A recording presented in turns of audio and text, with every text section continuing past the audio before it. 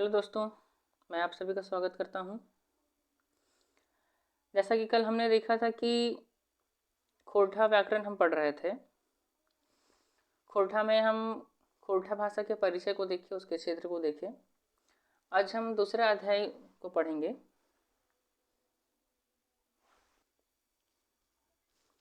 तो आज का टॉपिक है वर्ण विचार। इसमें हम देखते हैं क्या क्या है। तो शुरू करते हैं। सबसे पहला आता है ध्वनि। कल हम ध्वनि के बारे में बताए थे कुछ, आज थोड़ा विस्तार से उसमें देखा जाएगा, है ना। तो भाषा के आधार वाणी है और वाणी का आधार ध्वनि। सांस लिए दिए हवा से बने हैं। हवा जखन उच्चारण अव्यय अंग से बाधित होवे है तो एक नियर कंपन होवे है और वो कंपन एगो आवाज सुना है। वो आवाज कर अर्थ बह रहा है बा नाय बह रहा है, जकर अर्थ फरछा है ओकरा हमें लिखल बा बोलल सको हैं। जैसे कोल्हो आवाज बह रहा है, मतलब देखिए साधारण शब्द में ये इसको कहना चाह रहे हैं गजाधर जी कि जब हम सांस लेते हैं या फिर सांस छोड़ते हैं तो ये सारा खेल जो है सो हवा का है। और हवा जब हमारे शरीर के विभिन्न अंगों से टकराकर मुंह से बाहर निकलती है या अंदर जाती है तो बहुत अलग अलग टाइप का आवाज़ जो है सो निकलता है हमारे मुंह से। तो उनमें से कुछ आवाज़ सार्थक ध्वनियाँ होती हैं, यानी कि वैसे आवाज़ को जिसे हम सार्थक मान चुके हैं, उसका कोई विशेष अर्थ हम दे चुके हैं। मान लीजिए जैसे कि हम बोलते हैं घड़ी, इसका अर्थ क्या हुआ कि कोई ऐसी वस्तु है जो हमें समय बताने का काम करती है ना। कोई भी दूसरा आवाज़ हम निकालते हैं अलग अलग टाइप का, चिड़िया का आवाज़ या फिर अलग गाड़ी का आवाज़, मतलब कुछ भी अलग टाइप का आवाज़ निकालते हैं। जैसे कि मतलब कोई भी चीज़ का आवाज़ हम ठक ठक कट कट इस टाइप का आवाज़ करते हैं। तो इसमें से क्या होता है कि इसका कोई साधारण शब्द में इसमें क्या हुआ कि आपको किसी टाइप से इसका अर्थ नहीं पता चला, है ना। यानी कि कोई सार्थक ध्वनि जब हमारे मुंह से निकलती है तो वही ध्वनि कहलाती है, या फिर कुछ भी कह सकते हैं, है ना।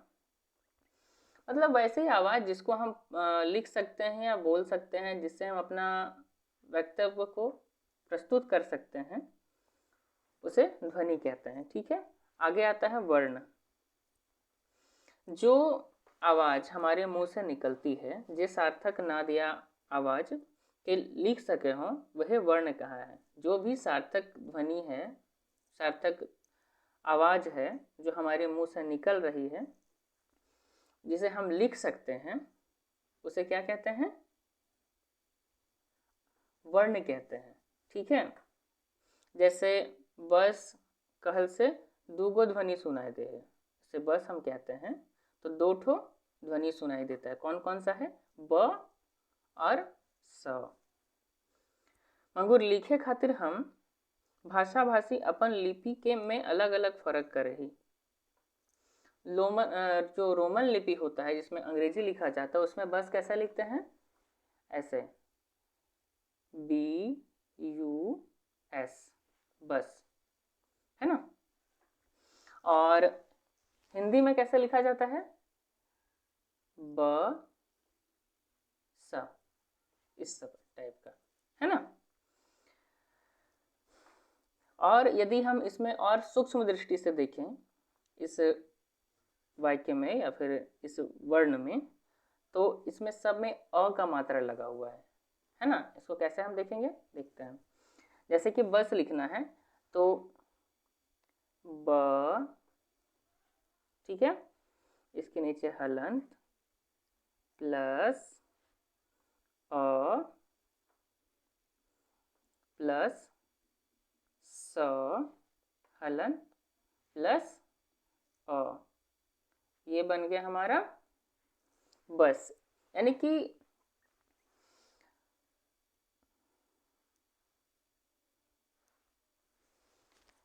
हम बस जब लिखते हैं उसको हम और तोड़ सकते हैं, है ना।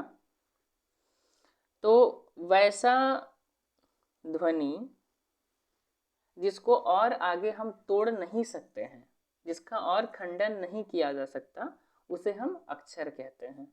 ठीक है, इसे हम अक्षर कह सकते हैं, वर्ण कहते हैं, वर्ण कहते हैं। ये खोरठा में इसे वर्ण कहा जाता है, क्योंकि आपको हम पहले पिछले वीडियो में बता चुके हैं कि व के स्थान पे ब का प्रयोग किया जाता है खोरठा में, है ना। शुरुआती वाक्य में व के स्थान पे व का प्रयोग होता है। ठीक है, यहाँ तक आप लोगों को समझ में आ गया। चलिए आगे देखते हैं।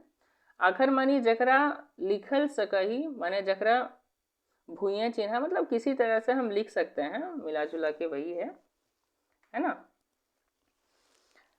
ऐसे आखर हिंदी कर अक्षर कर अभ्रंश रूप है। जो आखर बोलते हैं ये हिंदी का जो अक्षर शब्द है उसका एक अभ्रंश रूप है।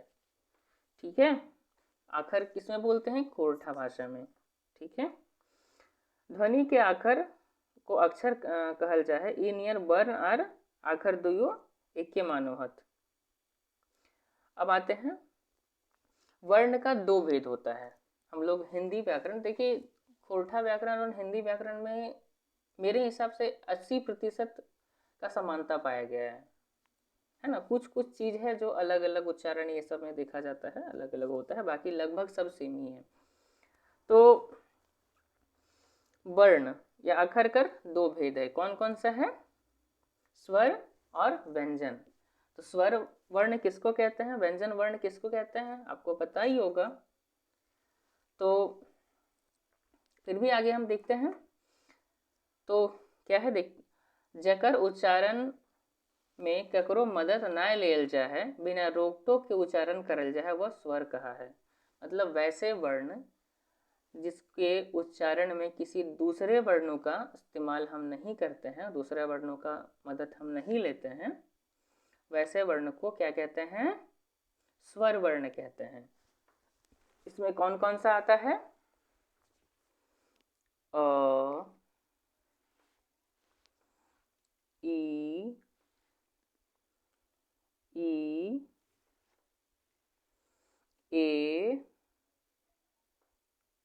ए, ओ, औ, उ और ऊ। ठीक है, ये सब स्वर वर्ण है। अब खोरठा में देखा गया है कि स्वर का भी स्वर कर भेद, इसमें देखते हैं स्वर का भी भेद होता है, अलग अलग, है ना। स्वर वर्ण कर भेद है, एकर दूगो भेद है, एक मूल स्वर और जोड़ल स्वर। ठीक है, स्वर वर्णों का भी दो भेद होता है, एक होता है मूल स्वर और दूसरा जोड़ल स्वर, या कि जिसको जोड़ के संयुक्त रूप से लिखा गया है। जैसे कि मूल स्वर हम किसको किसको कह सकते हैं, देखिए ये मूल स्वर, ये कौन कौन से आएंगे? अ, ई, उ, ये जो है सो मूल स्वर है। और वैसे स्वर जो, या फिर जिसे हम जोड़ के लिखते हैं, उसको क्या कहते हैं? संयुक्त अक्षर या फिर संयुक्त अक्षर, जो कभी कह सकते हैं। संयुक्त अक्षर और भी होते हैं, बताया जाएगा वो भी आगे। तो देखिए संयुक्त में क्या क्या है। संयुक्त में हम क्या क्या देखते हैं, जैसे कि आ लिखने के लिए हम अ जोड़ आ बराबर क्या होगा? आ।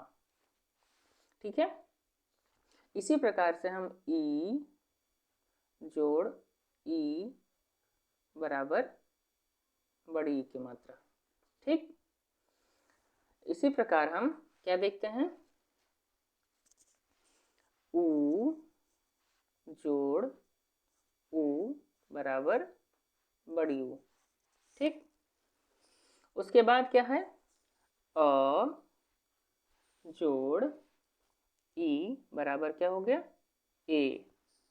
ठीक, अ जोड़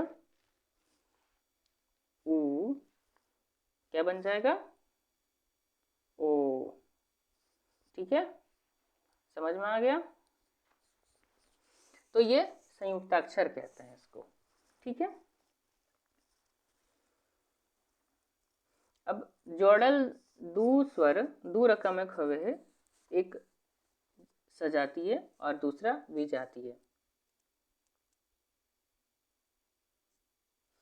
तो एक जातीय किसको कहते हैं, एक जातीय या एक जात्यक मेल स्वर एक मूल स्वर के जोड़कर दोसर वर्ण बनवल गेल है, तो उसको एक जातीय कहते हैं। मतलब एक जैसा दो वर्ण को जोड़ के कोई दूसरा वर्ण बनाते हैं तो वो सजातीय वर्ण कहलाता है। जैसे कि हम अभी क्या देखें, अ जोड़ अ बराबर क्या हो गया, आ। ये किसका उदाहरण है, सजातीय। ठीक है, ये सजातीय का उदाहरण हो गया।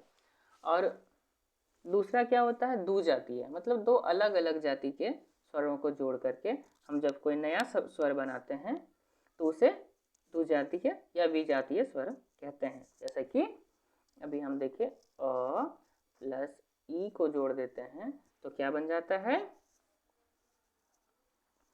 ए। ठीक है, यहां तक समझ में आ गया स्वर। अब उच्चारण के नज़र से भी स्वर का भेद होता है, देखते हैं। उच्चारण के नज़र स्वर के स्वर दू रकम के होवे है, ह्रस्व और दीर्घ, मतलब छोटा और बड़ा। जकर उच्चारण में तनी बेसी समय लागे ओकरा बड़ या दीर्घ स्वर कहल जा है। सभे मूल स्वर अ ई उ छोट यानी कि ह्रस्व स्वर है। अब बाकी जितना मिलल स्वर है, जोड़ल स्वर है, वो दीर्घ स्वर कहाएगा। ठीक है, जितना भी जोड़ के बनाया गया है वो दीर्घ स्वर।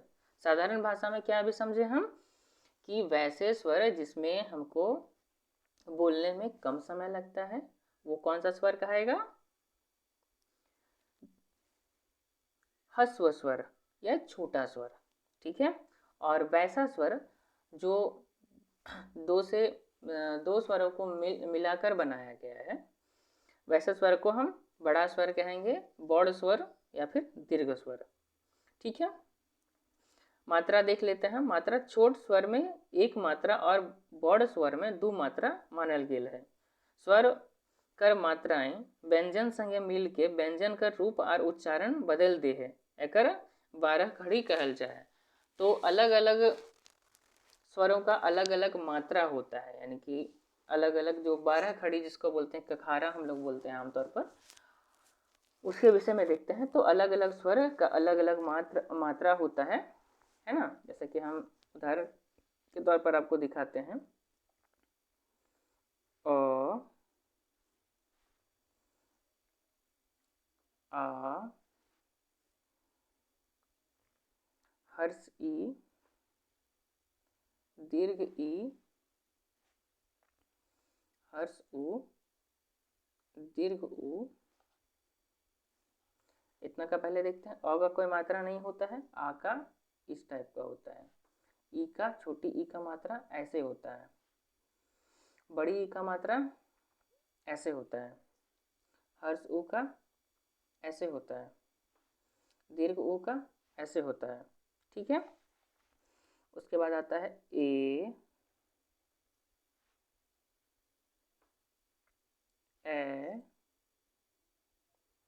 ओ औ। उसके बाद अंग अ। ये सब का मात्रा क्या क्या है देखते हैं। इसका कुछ ऐसे होता है, इसका ये, इसका ये, इसका ये, इसका का ये और ये ऐसे, ठीक है। तो ये अलग अलग मात्राएं हैं जो अलग अलग व्यंजनों के साथ मिल करके अलग अलग स्वर देते हैं, अलग अलग टाइप का ध्वनि देते हैं, है ना। तो क के रूप में यदि हम देखें तो कखारा आप तो जानते ही हैं, फिर भी देखते हैं। क, का, की,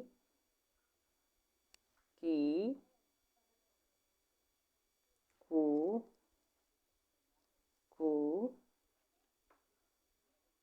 के,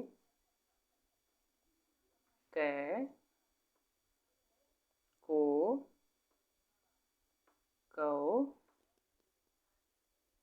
कं, क। इस टाइप का ये 12 कड़ी होता है, ठीक है। आपको समझ में आ गया होगा यहाँ तक। आगे देखते हैं। तो यहाँ एक बात फुरछा देवे के बाद जरूरी बुझा है। तो हिंदी भाषा में प्रयोग होवे है ई जो है बड़ी ई, तो हिंदी भाषा में प्रयोग होता है। एकर 3 गो ए औ अंग अखर छाँटल गेल है। खोरठा में 3 अक्षर को छाँट दिया गया है, बड़ी ई, ए औ। देखिए इसमें खोरठा में जो है तो 3 अक्षर छाँट दिया गया है। 3 अक्षर का प्रयोग खोरठा में नहीं होता है। कौन कौन सा? ए, औ और अंग। ये 3 अक्षर जो है खोरठा में प्रयोग नहीं किया जाता है, ठीक है। से तो ये आखर छाँटल गेल है। से खातिर खोरठा में ए औ अंग कर प्रयोग लिखे में ना करल जाए, मगुर ए कर जगह ऐ और ओ के जगह औ लिखल जाए और विसर्ग कर प्रयोग खोरठा में ना मगुर संस्कृत में होवे है। ये जो है आपका इसका प्रयोग एकदम निषिद्ध है, ठीक है। लेकिन इसके स्थान पे जो है ए के स्थान पे हम क्या लिखते हैं खोरठा में? ए के स्थान पर ऐ लिखा जाता है, अ ई, और औ के स्थान पर अ और ऐसे, ठीक। आप लोगों को समझ में आ गया यहाँ तक? इस टाइप से लिखा जाता है। और खोरठा में अनुस्वार और विसर्ग ना तो स्वर होवे है ना व्यंजन होता है। खोरठा में अनुस्वार और विसर्ग जो होता है वो ना ही स्वर है ना ही व्यंजन है। ताऊ अर्थ ढोवे खातिर एकरा अयोगवाह कहल गेल है। अनुस्वार कर उच्चारण नाक से अनुनासिक नियर और विसर्ग कर उच्चारण ह नियर होवे है, ठीक है। अनुस्वार का उच्चारण कैसे होता है? अनुनासिक नाक से होता है और विसर्ग का उच्चारण ह से होता है, ह के टाइप से होता है, ठीक है। यहाँ तक समझ में आ गया। चलिए आगे देखते हैं व्यंजन वर्ण, ठीक। यहाँ स्वर वर्ण आपको समझ में आ गया होगा बहुत आसानी से, कुछ है नहीं इसमें। सबसे पहले हम क्या देखें? स्वर का भेद कौन कौन सा था? स्वर का 2 भेद था, मूल स्वर और जोड़ल स्वर या संयुक्ताक्षर। मूल स्वर किसको कहते हैं? वैसे स्वर जिसका मतलब मात्रा 1 है, और दूसरा संयुक्ताक्षर जिसका मात्रा 2 है ना, 2 अलग अलग। उसके बाद सजातीय देखें और विजातीय देखें, यानी कि 2 समान वर्णों को मिलाकर एक नया वर्ण तैयार किया जाता है तो वो समान या सजातीय कहते हैं। और दूसरे अलग अलग टाइप के 2 वर्णों को जोड़कर कुछ नए वर्ण का निर्माण किया जाता है तो विजातीय वर्ण कहता है, ठीक है। ह्रस्व स्वर और दीर्घ स्वर भी हम देख लिए। ह्रस्व स्वर किसको कहते हैं? ह्रस्व स्वर जिसको बोलने में कम समय लगता है या कम ताकत लगता है ना। और दीर्घ स्वर किसको कहते हैं? जिसको बोलने में ज़्यादा समय लगता है, ठीक। हम लोग 12 खड़ी को भी देख लिए। बाकी अनुस्वार विसर्ग ये सब के विषय में जान लिए। अब आता है नंबर व्यंजन का। व्यंजन जेकर उच्चारण बिना स्वरक मदद नहीं हो सके है ओकरा व्यंजन कहल जाए। जैसे क में अ है, मंगुर ह हुए लुकाइल है। व्यंजन कर उच्चारण में सांस कर हवा कहूँ न कहूँ बाधित होवे है। एकर आधार व्यंजन कर 3 भेद करल गेल है। ठीक है, तो व्यंजन वर्ण किसको कहते हैं? व्यंजन वर्ण वैसे वर्णों को कहते हैं जो स्वरों की सहायता से बोले जाते हैं। ठीक है, जैसे कि हम जब क कहते हैं,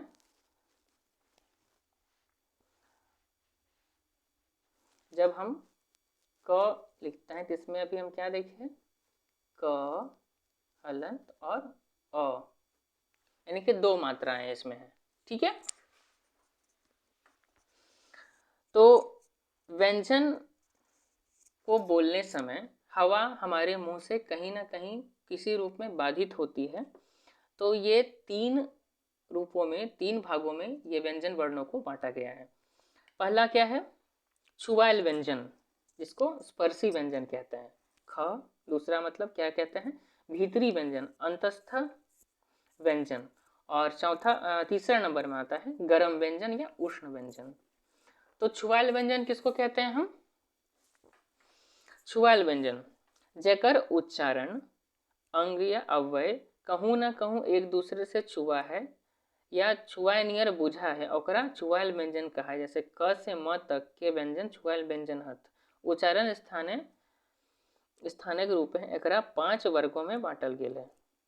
ठीक है, तो छुआइल व्यंजन किसको कहते हैं? वैसा व्यंजन जिसको बोलने समय हमारे जो जीभ है या फिर कोई भी मुंह के जो अंग है अंदर के, वो ऐसा प्रतीत होता है कि एक दूसरे से छू रहा है, छूता है या फिर ऐसा लगता है कि छू रहा है।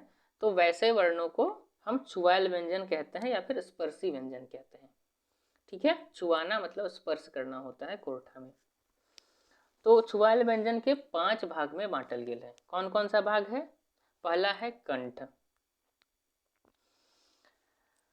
तो क से म तक के जितना व्यंजन है वो छुआइल व्यंजन कहा है। ठीक, तो कौन कौन सा है? तो सबसे पहले कंठ के विषय में देखते हैं। कंठ, ठीक, इसमें से कौन कौन सा है कंठ से? क, ख, ग, घ, अंग। ठीक है, ये कंठ से बोले जाने वाले व्यंजन है। उसके बाद आता है तालु। तालु से कौन कौन सा व्यंजन निकलता है? च, छ, ज, झ और य। उसके बाद मृधा। मृधा से कौन कौन सा व्यंजन आता है? ट, ठ, ड, ढ, मूर्धन्य। ठीक है, उसके बाद आता है दंत यानी कि दांत। इससे कौन कौन सा व्यंजन आता है? त, थ, द, ध और न। ठीक, उसके बाद आता है ओठ। ओठ से किसको किसको बोलते हैं? प, फ, ब, भ और म को। ठीक है, यहाँ तक आप लोगों को समझ में आ गया। छुआइल व्यंजन समझ में आ गया आसानी से। आगे हम देखते हैं भीतरी या अंतस्थ व्यंजन जो होता है, जेकर उच्चारण स्वर आर व्यंजन कर मांझे बीच मानल गेल है, माने मांझे मानल गेल है। ओकरा उच्चारण जीह, कंठ, तालु, दांत और ओठ के मदद से होवे है, ओकरा भीतरी व्यंजन कहल जाए है। इसमें क्या है? जेकर उच्चारण स्वर और व्यंजन कर मांझे मानल गेल है, मतलब वैसे व्यंजन जिसका उच्चारण जो होता है वो स्वर और व्यंजन के बीचों बीच होता है, वैसे व्यंजनों को अंतस्थ व्यंजन कहते हैं। एकर उच्चारण में जी, कंठ, तालु, ओठ मतलब सभी अंगों का प्रयोग हो जाता है आमतौर पर। ये अंतस्थ व्यंजन होते हैं। तो ये कौन कौन से व्यंजन हैं? य, र, ल और व। ये सारा जो व्यंजन है वो अंतस्थ व्यंजन आते हैं या फिर भीतरी व्यंजन कहलाते हैं। ठीक है। आगे आता है गर्म व्यंजन या उष्ण व्यंजन।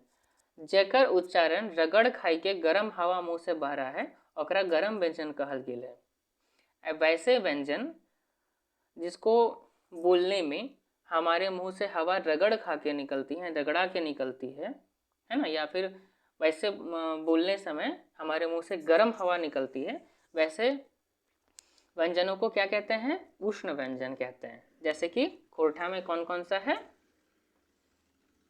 वैसे देखिए कौन कौन सा व्यंजन होता है उष्ण व्यंजन, इसमें खोरठा का भी बात कर लेंगे। श, श, स और ह। ठीक है।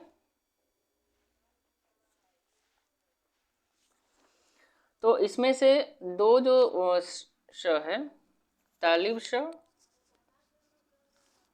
और मूर्धन्य श, है ना, ये जो दोनों श है, ये दोनों श है, ये खोरठा में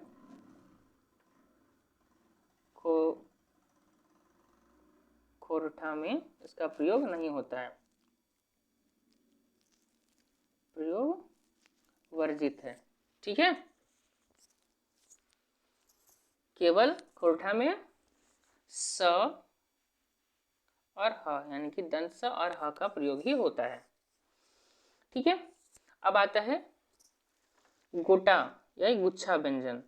दो फरक फरक व्यंजन के एक संग मिला के लिखल जाए तो ओकरा गोटा या गुच्छा व्यंजन कहल जाए। जैसे दो अलग अलग व्यंजनों को जब हम मिला के लिखते हैं तो उसको गुच्छा या गोटा व्यंजन कहते हैं। इसको हम लोग हिंदी व्याकरण में संयुक्ताक्षर के नाम से भी जानते हैं।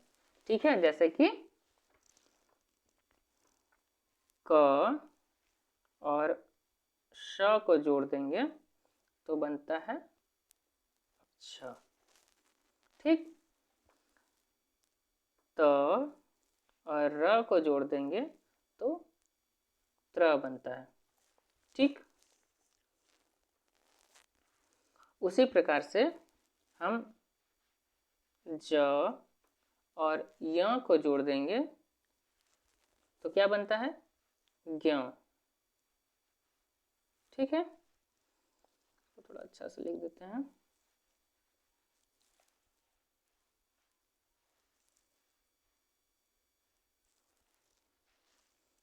क्या बनता है?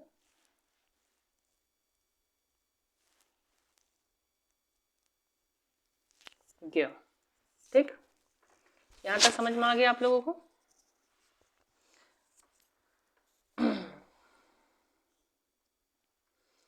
तो खोरठा में जो होता है संयुक्ताक्षर नहीं लिखा जाता है। ठीक है। इसके जगह पे क्या लिखा जाता है? अक्ष के जगह पे छ का प्रयोग, त्र के जगह पे त और र का प्रयोग, और ज्ञ के जगह पे आधा ग और य का प्रयोग होता है। ठीक है।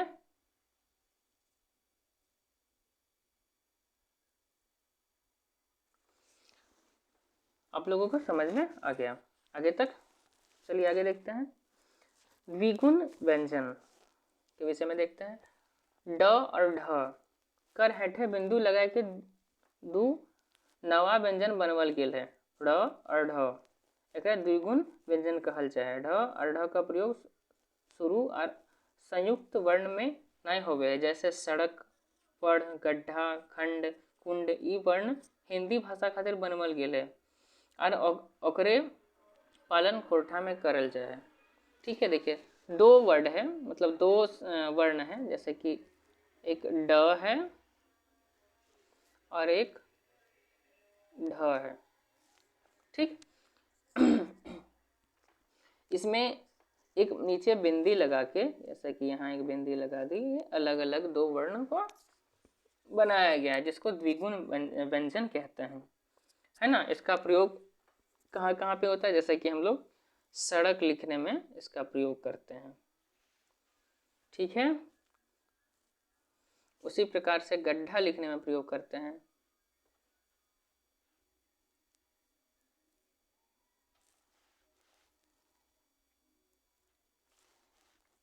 ठीक है। इस प्रकार से द्विगुण व्यंजन भी समझ में आ गया आप लोगों को। यदि आप लोगों को कहीं भी दिक्कत होगा तो कमेंट जरूर करिएगा, है ना। उसके बाद हम आगे देखते हैं वर्णिक उच्चारण ठाव, यानी कि वर्णों का उच्चारण स्थान हम देख चुके हैं, वैसे फिर भी देखते हैं। मुहेक जोन ठाव से जोन वर्ण कर उच्चारण होवे है, ओकरा वर्ण ठाव कहल जाए, जैसे कंठ, तालु, मूर्धा, दांत, ओठ, आरनाक, ई 6 ठाव है जहाँ से वर्ण कर उच्चारण होवे है। उच्चारण ठावेक नामे वर्ण कर नाम रखल गया जे ई नियर है, ठीक है। तो कुल मिला के हमारे शरीर में 6 जगह से 6 अंगों से ध्वनि निकलती है या फिर उच्चारण होता है शब्दों का। कौन कौन से हैं? कंठ, तालु, मूर्धा, दांत, ओठ और नाक, ये 6 जगह है। तो अलग अलग जगह के लिए अलग अलग शब्द हैं, कहाँ कहाँ मतलब वर्ण है, कहाँ कहाँ से कौन कौन सा निकलता है, वो सब देख लेते हैं हम लोग एक बार, है ना। कंठज जोन वर्ण कर उच्चारण जी कर पाछू भाग कंठ से छुआए बा छुआए के नियर बुझा है, वो कंठय वर्ण कहा है। जैसे कि अ, आ, क, ख, ग, घ, अंग और ह और ई खानदा श्रेणी के वर्ण लगे। अंगा का प्रयोग खोरठा न होवे है, अंगा का प्रयोग खोरठा में नहीं होता है, ठीक है। उसके बाद तालव्य को देखते हैं। तालव्य जोन वर्ण का उच्चारण जे का आगू भाग तालु के छुआए वो तालव्य वर्ण कहा है। एक में कौन कौन सा वर्ण आवे है? ई, छोटी ई मतलब ई, ई च वर्ग हो गया पूरा, है ना। और साथ में य, श,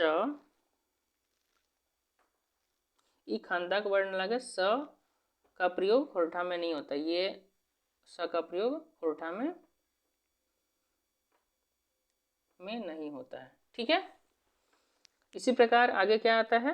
तालव्य जोन वर्ण का उच्चारण जी के आगू भाग, तालव्य हम देख लिया मूर्धन्य, मूर्धन्य जोन वर्ण के उच्चारण जी के आगू भाग मूर्धा के छुआई के वो मूर्धर वर्ण का है। जैसे ट वर्ग हो गया, र और श, कौन सा श? ये वाला, ठीक है। ये भी श जो है सो खोरठा में यूज नहीं होता है, ठीक है, समझ में आ गया।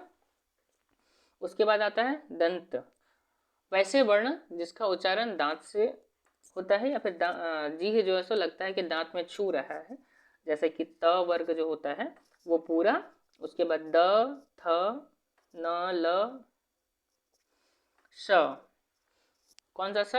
दंत स, यहाँ पे लिखा हुआ ही है दंत श, है ना। ये सब दांत की मदद से या फिर जीभ जो है सो हमारा दांत पे जाके सटता है, तो उसे दंत कहते हैं। ओट, ओट्स यानी कि वैसे शब्द या फिर वैसे वर्ण जिसको बोलने में हमारा ओठ मदद करता है, उसे ओष्ठ कहते हैं, है ना। तो इसमें कौन कौन सा था? प वर्ग पूरा और हर्ष उ और दीर्घ उ, ये और ये दोनों जो है सो ओठ से लगते हैं, ठीक है। आगे आता है अनुनासिक, जौन सा वर्ण को बोलने में हम लोग नाक का प्रयोग करते हैं, है ना, उसे अनुनासिक कहते हैं। जिसमें से अंग हो गया, य हो गया, ण हो गया, न हो गया और म हो गया, ये सारे कौन से होते हैं? अनुनासिक। ठीक है, आगे समझ में? चलिए अब देखते हैं अल्प प्राण और महाप्राण। ठीक, तो अल्प प्राण किसको कहते हैं? वैसे वर्णों को जिसको उच्चारण करने से हमारे मुंह से कम हवा निकलती है, उसे अल्प प्राण कहते हैं। और महाप्राण वैसे वर्ण जो होते हैं जिसमें से उच्चारण करने पे हम लोगों के मुंह से ज़्यादा हवा निकलता है, उसे हम महाप्राण ध्वनि कहते हैं। ठीक है, इसका साधारण ये समझने में, मतलब कौन सा अल्प प्राण है कौन सा महाप्राण है, उसका साधारण तरीका ये है, वैसे वर्ण अंग्रेजी में जिसको लिखने में एच आता है वो महाप्राण ध्वनि कहेंगे, और जिसमें एच नहीं आता है वो अल्प प्राण कहेंगे। ठीक है, जैसे कि हम क ले लेते हैं, ये कौन सा है? अल्प प्राण। अल्प प्राण, इसको कैसा लिखते हैं हम? के से। उसी तरह से का यदि लिखते हैं, ये क्या हो जाएगा? महाप्राण। इसको कैसा लिखते हैं हम? के एच। इसमें हम क्या देख रहे हैं कि एच आ रहा है। तो वैसे ध्वनि जिसको लिखने में हम एच का प्रयोग करते हैं, रोमन में लिखने के लिए एच का प्रयोग करते हैं, वो महाप्राण होगा, और जिसमें एच का प्रयोग नहीं होता है वो अल्प प्राण होगा। इसमें एक अपवाद है, च। च को लिखने में हम सी एच का प्रयोग करते हैं, तो ये हम अपवाद के तौर पर याद रखेंगे। ये कौन सा ध्वनि है? अल्प प्राण। अल्प प्राण ध्वनि। ठीक है, यहाँ तक समझ में आ गया? और कुछ बचा है नहीं इसमें उतना। आगे बस एक ही घोष और अघोष वर्ण है। घोष वर्ण, घोष माने घिसायल से जन्मल, घिसायल से जन्मल आवाज, उत्पन्न नाद जिसको कहते हैं। जखन स्वर तंत्री संटल रहे हत आर हवा घिसाए जा है, यानी जौन वर्ण कर उच्चारण पहर हवा घिसाए कर बहरा है, वो घोष वर्ण कहा है। सौ वर्ण छुआयत वर्ण कर तेसर, और चौथा पांचवा भीतरी अंतस्थ वर्ण और ह घोष वर्ण लागे। ठीक है, इसमें से क्या कह रहा है?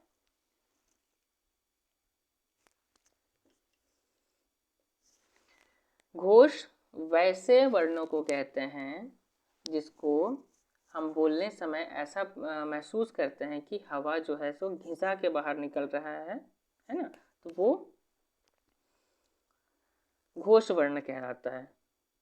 यानी जोन वर्ण कर उच्चारण पहर हवा घिसायल बह रहा है, वो वर्ण घोष वर्ण कहा है। ठीक है, सोब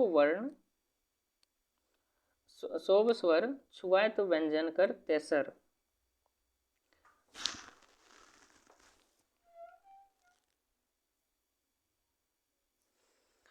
आगे अघोष वर्ण देख लेते हैं। जखन स्वर तंत्री दूर दूर यानी कि फरक फरक रहत, तखन वर्ण कर उच्चारण हवा बिना घिसायल बह रहा है, वो वर्ण अघोष कहा है। छुआयत वर्ण कर पहिल और दोसर वर्ण श और श, मतलब ये और ये तीनों श कौन सा है? अघोष वर्ण है ये। ठीक है, मतलब वैसे वर्ण जिसको बोलने समय ऐसा लगता है कि स्वर जो है सो दूर दूर, हवा जो है सो दूर दूर फरक फरक होके, मतलब दूर दूर होके निकल रहा है, तो वैसे को अघोष वर्ण कहते हैं। ठीक है, आगे देखते हैं।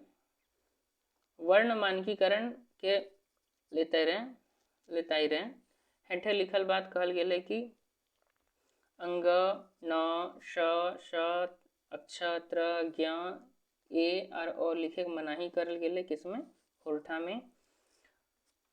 न के न, श के श, इसमें कैसे कैसे लिखा गया है वो सब बताया जाता है। मतलब इसमें खोरठा में क्या क्या तो भी बता चुके हैं ऑलरेडी हम, है ना, किसके बदले क्या लिखा जाता है। तो कौन कौन सा लिखने का मनाही है,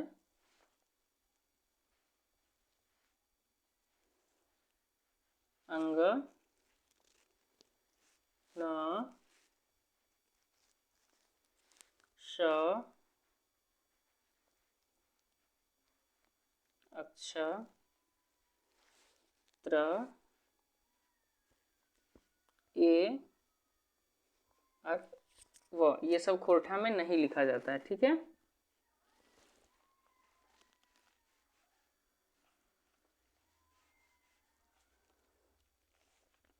ये सब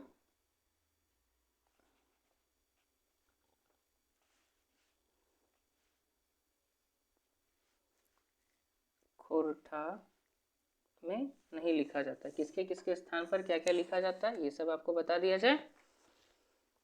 तो ण के स्थान पे न का प्रयोग होता है, श और श के स्थान पे ये स का प्रयोग होता है। ठीक है, आगे हम देखते हैं। जैसे कि मिला जुला के वही है और कुछ है नहीं, जो अगला पिछले अभी कुछ देर पहले आपको बताया वही सब है ना। तो आज का हम लोग का जो चैप्टर था वो खत्म हो चुका है, वर्ण विचार। आगे हम नेक्स्ट क्लास में यानी कि कल शब्द विचार के ऊपर हम नया वीडियो लाएंगे। अभी के लिए धन्यवाद। वीडियो अच्छा लगे तो चैनल को सब्सक्राइब करें।